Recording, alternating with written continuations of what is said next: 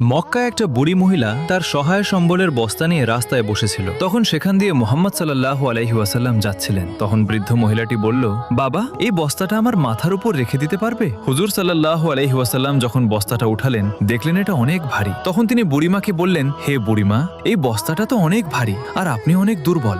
আপনি যদি কিছু মনে না করেন তাহলে বস্তাটা আমি আমার মাথায় নিয়ে আপনাকে গন্তব্যে পৌঁছে দিই। তখন বুড়িমা হেসে বলল, হে বাবা, এর চাইতে ভালো আর কি হতে পারে? হাঁটতে হাঁটতে বৃদ্ধ মহিলাটি বলতে লাগলো, মক্কাতে মুহাম্মদ নামের এক জাদুকর এসেছে, যে নিজেকে আল্লাহর রাসূল বলে দাবি করে আর আমাদেরকে মূর্তি পূজা করতে নিষেধ করে। আমি মক্কা ছেড়ে পালিয়ে যাচ্ছি, তুমিও পালিয়ে যাও। কথা বলতে বলতে তারা গন্তব্যে চলে আসে। বুড়িমা জিজ্ঞাসা করলো, হে বাবা, তোমার নাম কি? হুজুর সাল্লাল্লাহু আলাইহি ওয়াসাল্লাম বললেন, বুড়িমা, আপনি সারা রাত যার নিন্দা করেছেন, আমি সেই আল্লাহর নবী হযরত মুহাম্মদ সাল্লাল্লাহু আলাইহি ওয়াসাল্লাম। বুড়ি তখন তার নূরের চেহারার দিকে তাকিয়ে বললেন, তুমি কখনো মিথ্যা বলতে পারো না। ভিউয়ার্স, ভিডিওটি